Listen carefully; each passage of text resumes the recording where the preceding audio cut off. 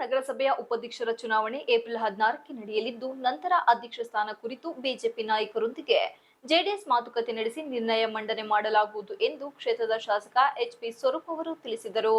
ನಗರದಲ್ಲಿ ಮಾಧ್ಯಮದೊಂದಿಗೆ ಮಾತನಾಡಿ, ಪಕ್ಷದ ವರಿಷ್ಠ ಎಚ್ಡಿ ರೇವಣ್ಣ ಅವರು ಸಭೆ ಕರೆದಿದ್ದಾರೆ. ನಗರಸಭೆ ಅಧ್ಯಕ್ಷರ ವಿರುದ್ಧ ಅವಿಶ್ವಾಸ ನಿರ್ಣಯದ ಬಗ್ಗೆ ಮುಂದಿನ ದಿನಗಳಲ್ಲಿ ಚರ್ಚೆ ಮಾಡುತ್ತೇವೆ. ಮೊದಲು ಉಪಾಧ್ಯಕ್ಷ ಸ್ಥಾನ ಚುನಾವಣೆ ನಡೆಯಲಿ. ಬಿಜೆಪಿ ನಾಯಕರೊಂದಿಗೆ ಮಾತುಕತೆ ನಡೆಸುತ್ತೇವೆ. ಅಧ್ಯಕ್ಷ ಸ್ಥಾನಕ್ಕಾಗಿ ಉಪಾಧ್ಯಕ್ಷರ ನೇತೃತ್ವದಲ್ಲಿ ಅವಿಶ್ವಾಸ ನಿರ್ಣಯ ಮಂಡನೆಗೆ ದಿನಾಂಕ ನಿಗದಿಪಡಿಸುತ್ತಾರೆ. ಈ ವಿಚಾರದಲ್ಲಿ ಜೆಡಿಎಸ್ ಸಭೆ ಸೇರಿ ಬಿಜೆಪಿಯವರ ಸಹಕಾರ ಕೋರುತ್ತೇನೆ ಎಂದರು.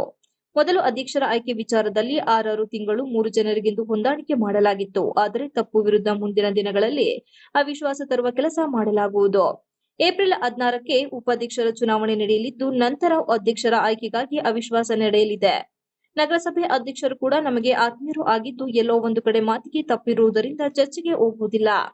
ಅವಿಶ್ವಾಸ ಮಂಡನೆ ಆಗುತ್ತದೆ. ಮುಂದೆ ಕಾದು ನೋಡೋಣ ಎಂದು ಮಾಧ್ಯಮದವರ ಪ್ರಶ್ನೆಯೊಂದಕ್ಕೆ ಉತ್ತರಿಸಿದರು.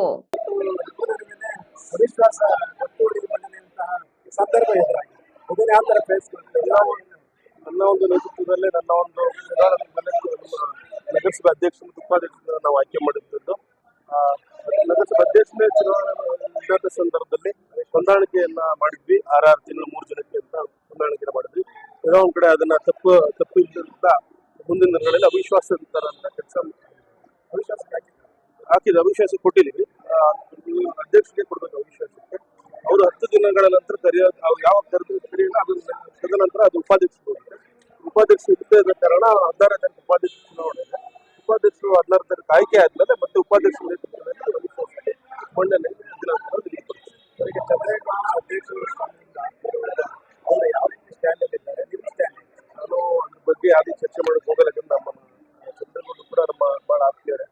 ಏನೋ ಒಂದ್ ಕಡೆ ಮಾತು ತಪ್ಪಿರೋದ್ರಿಂದ ನಾನು ಇನ್ನೂ ಚರ್ಚೆ ಮಾಡುತ್ತಿರಲಿಲ್ಲ. ಏನು ಅವಿಶ್ವಾಸ ಮಂಡನೆ ಆಗುತ್ತೆ ನೋಡೋಣ. ನಾವು ಕೂಡ ಬಿಜೆಪಿ ಅವ್ರನ್ನ ಸಹಕಾರನ ಕೇಳ್ತೇವೆ.